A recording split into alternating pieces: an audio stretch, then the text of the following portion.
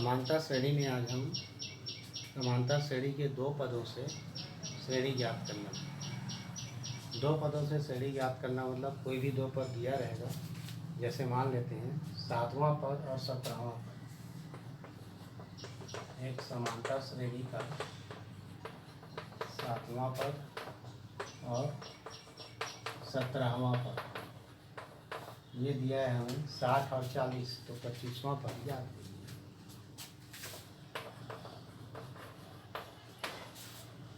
तो उसका 25वां पद याद करेंगे। तो सबसे पहले ये देखेंगे कि समानता श्रेणी का 7वां पद मतलब T7, इसको लिख सकते हैं a plus n-1 into T के रूप में लिखेंगे। तो a प्लस n की जगह पर 7 ये हो जाएगा a प्लस कितना 6 है। इसी प्रकार अभी हम सीधा लिखेंगे 17वां पद तो ये हो जाएगा a प्लस कितना 16। अब इसका मान दिया है 60 और 40, तो a प्लस 6d बराबर हो जाएगा 60 और a प्लस 16d बराबर हो गया 40। दोनों समीकरण को हल करने के लिए जैसे पहला और ये दूसरा घटा देते हैं इसको, क्या माइनस ये भी माइनस और ये भी माइनस, ये दोनों कर गए, ये हो गया 10d बराबर हो जाएगा कितना ये 60 और ये 40, तो ये हो गया 20। तो d बराबर 20/10, तो d बराबर आ गया 1.5। तो d का मान 1.5 आ जाने पर अब यहाँ हमें मिल गया d बराबर 1.5। a का मान ज्ञात करना है, किसी भी एक समीकरण में a का मान रख देते हैं, जैसे a प्लस 6d बराबर 60।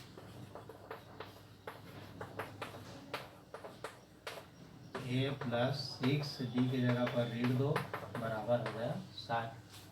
अब ये हो जाएगा कितना a माइनस 12 बराबर हो गया 60।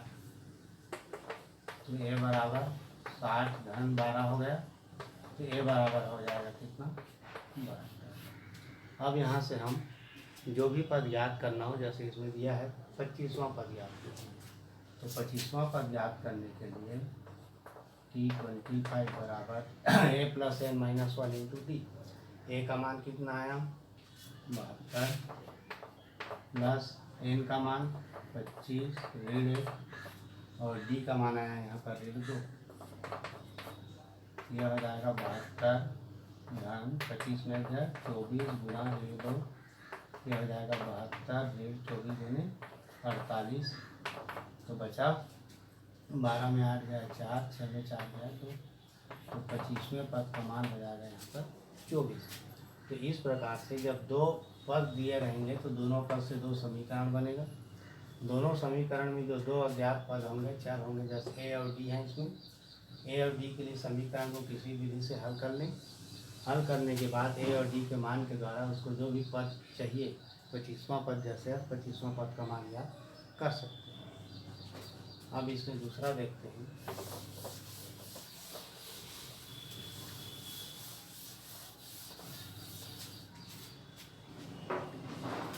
जैसे है किसी समानता श्रेणी का तीसरा पद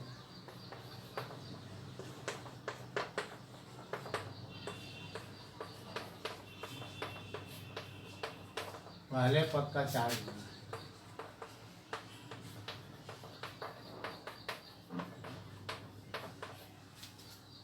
और इसका 6वां पद 17 है, तो इसका श्रेणी ज्ञात करें।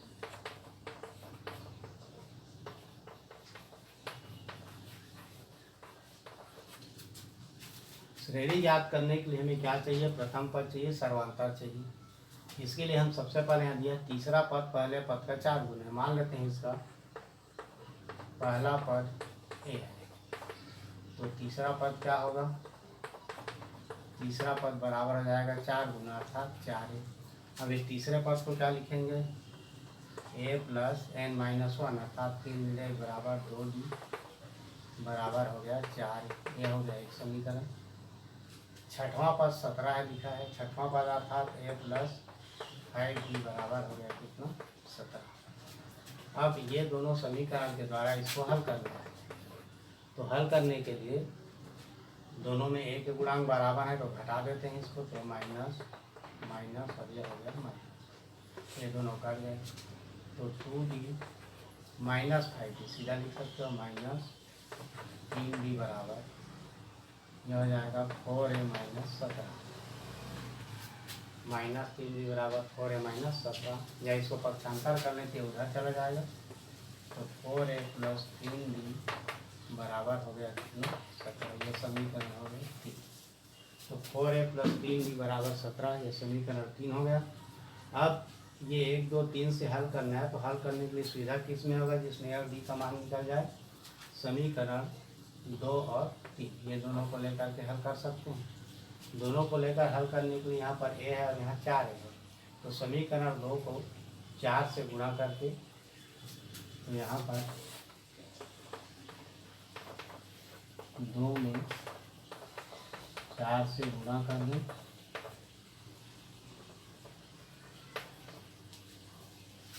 तीन को घटा दें उसको, समीकरण 2 में 4 से गुणा करके तीन को घटा दें। तो समीकरण 2 में 4 का गुणा करने पर ये क्या हो जाएगा, 4a धन 20d और 17 के ऊपर गया 64। समीकरण ये है 4a प्लस 3d बराबर हो गया 17। अब इसको आसानी से घटाया जा सकता है, ये कट गया, 20d में 3d घटा, यह हो गया 17d बराबर 68 में 17 घटा, ये आ गया कितना 51। तो d बराबर हो गया 51/17, तो d का मान आ गया 17 या 51। अब यहाँ से निकल गया d का मान, d बराबर 3। अब d बराबर 3 निकला तो हमें a का मान निकालना है। a का मान निकालने के लिए इन दोनों समीकरण में किसी में रख देते हैं। जैसे a प्लस 5d बराबर 17, a प्लस 5d बराबर 17 में d का मान अंदर,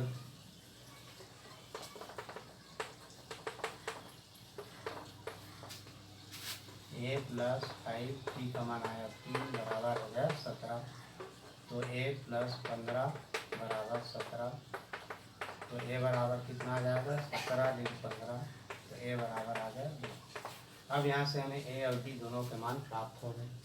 दोनों के मान प्राप्त हो गए तो उसका श्रेणी ज्ञात हो सकता है। a बराबर 2 मिला और d बराबर 3। तो किसी श्रेणी का पहला पद यह होता है, दूसरा पद a प्लस d, तीसरा पद a प्लस 2d, ये समांतर श्रेणी में, चौथा पद a प्लस 3। मान रखते हैं यहाँ पर, a का मान 2 आया और d का मान आया 3, तो ये हो जाएगा बराबर 2 धन 3 बराबर आ गया 5।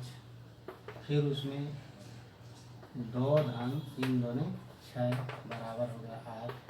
या तो सब में d जोड़ते जाओ या इसके आधार पर जोड़ो, 2 धन 3 किया 9 बराबर आ गया 11। इस प्रकार से जो हमें समांतर श्रेणी मिलेगा वो हो जाएगा 3 5 8 11। इस प्रकार से श्रेणी ज्ञात किया जा सकता है। अगर दो पद दिए हैं a और d का मान हल कर लें, फिर उसके बाद इसमें इस रूप में रखते हुए किसी भी समांतर श्रेणी का श्रेणी ज्ञात किया जा सकता है। अब इसमें देखते हैं इसका और अलग प्रकार से सवाल। जैसे मान लेते हैं किसी समांतर श्रेणी का पहला पद 1/q, किसी समांतर श्रेणी का पीवा पद 1/q और क्यूवा पद 1/p दिया है, तो हमें सिद्ध करना है p क्यूवा पद 1 होगा। सिद्ध करने के लिए क्या करेंगे, पीवा पद 1/p अर्थात ये सूत्र आप पता है, Pn बराबर a plus n minus 1 into D होता है। तो पीवा पद अर्थात Pp हो जाएगा, तो a plus p minus 1 into D बराबर 1/q हो गया। क्यूआ पद अर्थात A plus Q minus one into D बराबर 1/p। ये दोनों समीकरण को हल कर लें। विलोपन प्रतिस्थापन जिससे भी हो, यहाँ विलोपन से हल हो जाएगा। ये माइनस माइनस और ये हो गया माइनस, ये दोनों कट जाए। ये हो गया p माइनस वन, माइनस इसको करेंगे तो माइनस p, और यह हो जाएगा प्लस वन बराबर 1/q माइनस 1/p। इसको हल कर लें, ये दोनों कट गए तो यहाँ बचा p माइनस क्यू बराबर, इसका लघुत्तम आ गया pq। ये q से भाग देंगे तो q कट जाएगा, बचेगा p, तो यहाँ आ गया p और यहाँ बचेगा p माइनस क्यू। और यहाँ पर ये जो है ये d रहेगा, ये d बराबर इतना। तो d बराबर हो जाएगा p माइनस क्यू बटे पी क्यू गुणा, ये p माइनस क्यू इधर है तो उधर जाके हर में हो जाएगा 1/p माइनस क्यू। अब ये दोनों कर गए तो d बराबर मिला 1/p। अभी जो d का मान मिला है 1/p क्यू, इसके आधार पर हमें a का मान ज्ञात कर लेना है। तो a का मान ज्ञात करने के लिए किसी समीकरण में रख दें, जैसे समीकरण 1 से a plus p minus one into D बराबर है 1/q। तो यहाँ हमें d का मान मिला 1/p क्यू, यहाँ रख देते हैं मान a plus p minus one 1/p Q बराबर आ जाएगा 1/, कितना q। हल कर लें तो a बराबर हो जाएगा 1/q minus p minus one बटे हो जाएगा p। ये पूरा पद यहाँ चला गया, इसका लघुत्तम आ जाएगा पी क्यू। यहाँ q है इसलिए बचेगा p माइनस, अब ये बच गया जो कहते हैं उतरेगा p माइनस वन। तो p माइनस p ये प्लस वन हो गया अपान p, ये दोनों कर दिया बराबर आया 1/, कितना p क्यू। ये हो गया a का मान। अब a का मान 1/p क्यू, d का भी मान 1/p क्यू। तो हमें सिद्ध करना है p क्यूआ पर। तो p क्यूआ पर ज्ञात करने के लिए आगे दोनों का मान रख देते हैं इसमें।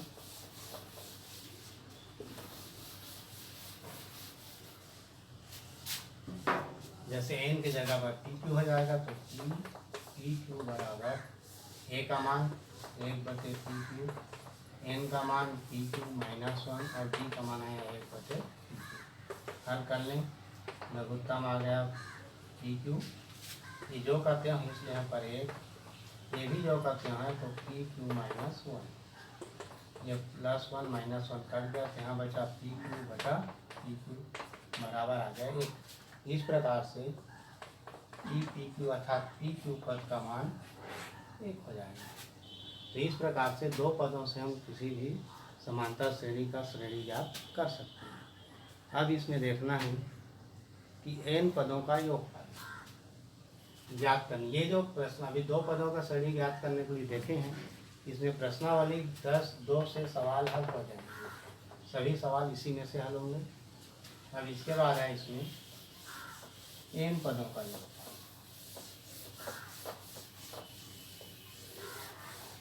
n पदों का योगफल ज्ञात करने के लिए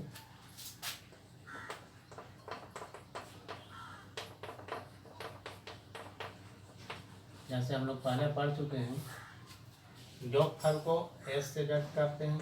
s n बराबर n/2 a प्लस a। इसका उपयोग कब होगा?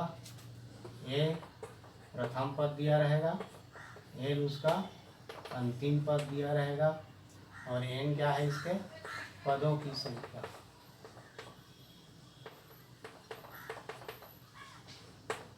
अगर इतना मान दिया रहेगा तो इसको हम इस विधि से हल कर सकते हैं। अब यदि ऐसा नहीं दिया है, अंतिम पद नहीं दिया है, तो इसमें क्या करेंगे, इसका सूत्र हो जाएगा s n बराबर n/2।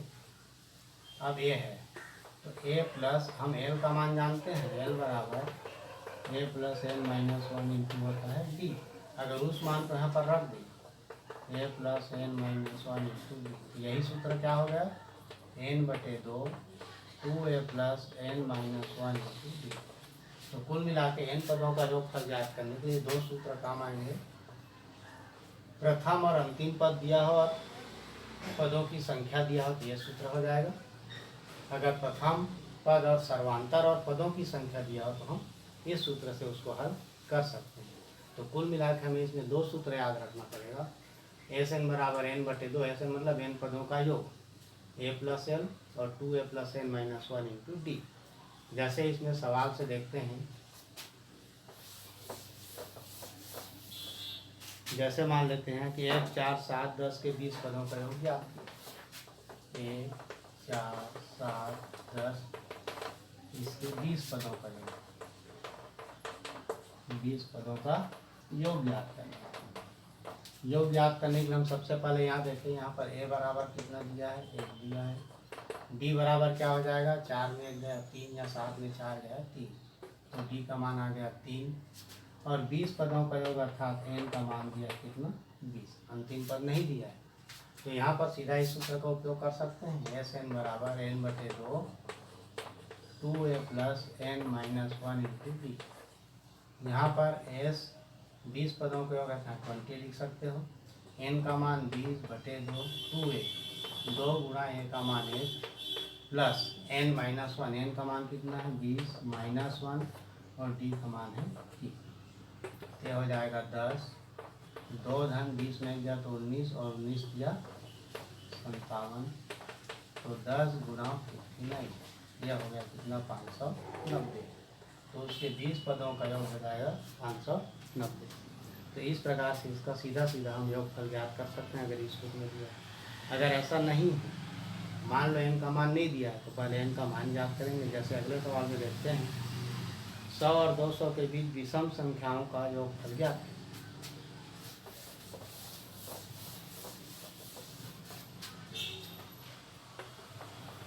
100 और 200 के बीच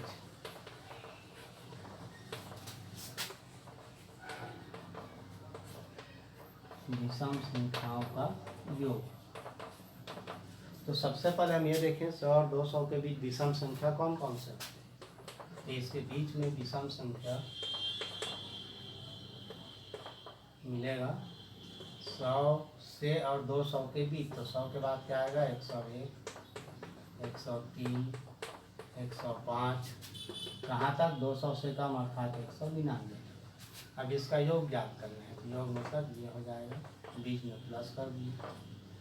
तो योग ज्ञात करने के लिए हमें दिया क्या है, यहाँ प्रथम पद दिया है 101, अंतिम पद भी दिया है 199। सर्वांतर का मान कितना हो जाएगा 103 में 101 जाए तो हो गया 2। अब सवाल यह है कि यहाँ n का मान नहीं दिया है, n का जरूरत दोनों में पड़ेगा, इसलिए क्या करेंगे हम, l बराबर a plus n minus 1 into d. अंतिम पद 199 है, a का मान 101, n का मान ज्ञात करना है और d का मान कितना हो गया 2। इसको हल करके n का मान ज्ञात कर सकते हैं। ये हो जाएगा 199 बराबर 101 प्लस 2n माइनस 2। तो 199 बराबर 101 में 2 गया तो ये भी हो जाएगा कितना 99 धन 2n। तो 2n बराबर कितना हो गया 199 माइनस 99। यहाँ से मिल जाएगा 2n बराबर हो गया 100, तो n बराबर 100 बटे 2 बराबर आ गया 50, अर्थात पदों की संख्या हो गया इसमें 50। अब इसमें इनका योग ज्ञात करना है।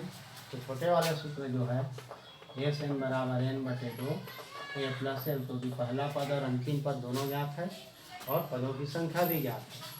तो एस एन का मान कितना है 50 बराबर n का मान 50 बटे 2, पहला पद 101, अंतिम पद 199, यह हो गया 25, 101 और 199 हो गया 2 और 1 300, तो 25 किया 7500। तो इसके 50 पदों का योग या पूरे पदों का योग हो जाएगा कितना 7500, 100 और 200 के बीच। तो इस प्रकार से कोई भी प्रश्न रहेगा जिसमें दो संख्याओं के बीच पूछा जाए, तो पहले बीच का संख्या निकालिए, ये संख्या अंतिम पद होगा, अंतिम पद के द्वारा हमें n का मान पता चल जाएगा और n का मान पता चलेगा तो इस सूत्र में लगा करके उसका योगफल ज्ञात किया जा सकता है। तो इस प्रकार से n पदों का योगफल ज्ञात हो जाएगा। इसी में एक सवाल जैसे पिछले बार हम पढ़े थे कक्षा 10वीं में, सवाल यह है कि S1 S2 S3 समांतर श्रेणी के n पदों का योगफल। S1 S2 S3 ये n पदों का योगफल है। सभी का प्रथम पद 1 और सर्वांतर जो है क्रमशः 1 2 और 3। तो सिद्ध करना है S1 प्लस S3 बराबर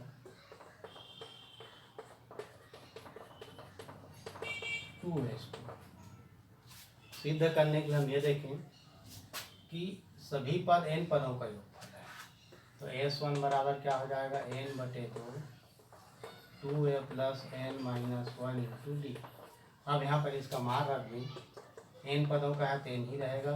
2a का मान 1 n माइनस 1 और d का मान पहले में कितना दिया है 1 दिया है, तो d का मान इसको हल कर लें तो हो जाएगा n बटे 2 धन n माइनस 1। ये हो गया n बटे 2 डिरेक्ट बराबर n प्लस 1। ये निकला किसका मान s। इसी प्रकार S2 का मान ज्ञात करने के लिए क्या करेंगे, S2 बराबर हो जाएगा n बटे 2 2a। तो a का मान 1 n माइनस 1 और d का मान दिया है यहाँ पर कितना 2। ये 2 हो गए n बटे 2। ये हो जाएगा 2 धन 2n माइनस 2। ये हो गया n बटे 2।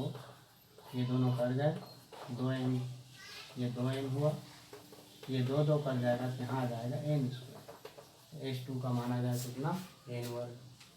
अब ऐसे ही S3 का मान ज्ञात करेंगे तो यहाँ पहले लिख लें S1 का मान आया n बटे 2 n प्लस 1। S2 का मान आया n स्क्वायर। अब S3 का मान निकाल लें। तो S3 का मान निकालने के लिए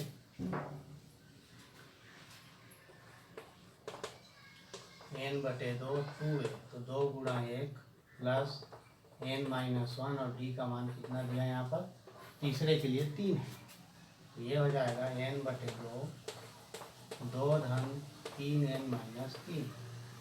यह हो गया n बटे 2 3n और 3 में 2 गया तो 1 माइनस 1। यह हो गया S3। अब S1 S2 S3। S3 का मान आया n बटे 2 3n माइनस 1। अब इसमें जो दिया है सिद्ध करने के लिए कि S1 प्लस S3 बराबर 2S2, तो यहाँ ले लें S1 प्लस S3 बराबर। तो S1 प्लस S3 बराबर S1 का मान आया n बटे 2 n प्लस 1 प्लस S3 का मान आया n बटे 2 3n माइनस 1। दोनों को हल कर लें, दोनों में n बटे 2 कॉमन है। यहाँ बच गया n plus 1 plus 3n minus 1।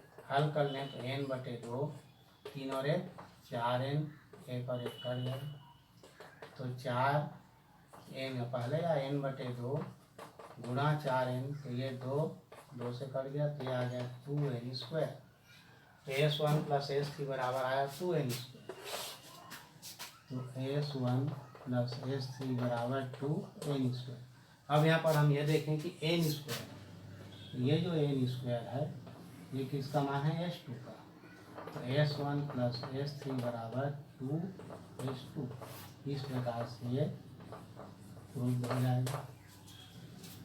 तो ऐसे इसको सिद्ध किया जा सकता है। तो इसमें जो है प्रश्नावली 10(3) से जो सवाल हैं इसी प्रकार से हल होंगे। आगे प्रश्नावली के सवाल होंगे।